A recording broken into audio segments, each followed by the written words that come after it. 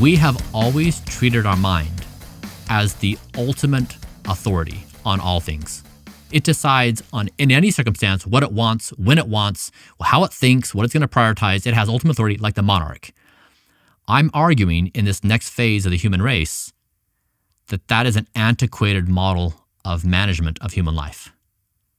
There are more powerful and more capable systems of intelligence that are emergent, specifically what I've done with Blueprint, empowering my body and artificial intelligence to manage itself. Now, do I still have free will? I feel like I do. Do I still have my same agency? I feel like I do. Am I happier? I feel like I am. But it's this paired with the challenging of death is the most significant revolution in the history of Homo sapiens. And it is almost impossible for someone to get their head around it. It takes hours to sit down and have a conversation to understand. In this conversation, your mind is like immediately chirping, but wait. I still bristle at the idea of outsourcing everything to a superintelligence. Yeah. In the same way that when we have a GPS on our phone or on our car dashboard, we suddenly are paying less attention to the topography of our natural environment because we've outsourced having to really understand that. When we begin to outsource more and more of our decisions to something outside of ourselves, to play that to its ultimate conclusion is to play out the paperclip thought experiment, except instead of paperclips, it's people. So this could go very wrong in the most dystopian way. What you're arguing for requires a level of trust and faith in our ability to craft this superintelligence in a way that is truly benevolent, but does that not overlook the fact that perhaps it might have its own ideas about how that might go? I'm suggesting that we have no choice. We think we have choice. We think we have optionality. We don't. We are up against survival. I understand your emotion of bristling. That's what happens every single time. And it does. It takes a long time to get past the bristle. This is the same as the monarch. It's the same revolution. Your mind is a monarch that does a terrible job managing your best interests. You know this.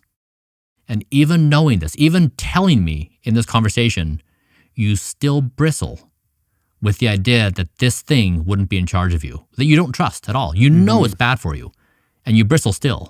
The enemy you know. It's so complicated. So if you take yourself out of the situation and you're observing someone else, isn't it curious that, the enemy you do know is working towards your demise and you're basically powerless against it. And there's another technology, another way of doing this that saves you from yourself. Would you be open to that? It sounds like an invitation to join the Matrix. Like just like, I want to have a nice steak and make me a movie star. Yeah. Plug me in. You're like, it's happening. I mean, so just let's look at the past 1,000 years. We live day to day, so time seems slower to us. But if you look at the speed of technological progress, the rate is a line straight up. It's astronomical now. It's straight up. So like whether we're talking about 1 year or 5 years or 10 years or 20, whatever, it's absolutely in a blink of an eye on any time scale that is longer than our 2-hour conversation. It's here, right now. This is why I don't die. When I do the thought experiment of all the things we could be contemplating about our existence, if we're trying to avoid a situation where we annihilate each other with nukes or bioweapons or anything else, and we're trying to say, can we agree on one thing, just one thing so we don't destroy the species and continue to exist? What can we agree upon? It's don't die. It's the game every single human on this planet plays every second of every day. It's the only thing we can agree upon. Now, people who commit suicide, they're the only ones who don't agree on that, and so there's a few exceptions to it, but generally speaking, but outside of the don't die, we branch into thousands and thousands of disagreements. As a species, we have this wild range of disagreements about everything. That's why I compress it and say, what does the 25th century say about the 21st century? It's the rallying cry for the 21st century. It's the only way to build AI. It's the only ethics and morals is don't die of anything across the planet. Now, of course, it branches into all kinds of complexity, but still, you can start with some agreement. Basically, how do you stitch together this moment in time? What is really going on? How do you punch through all the noise and all the chaos and really figure out what's going on right now?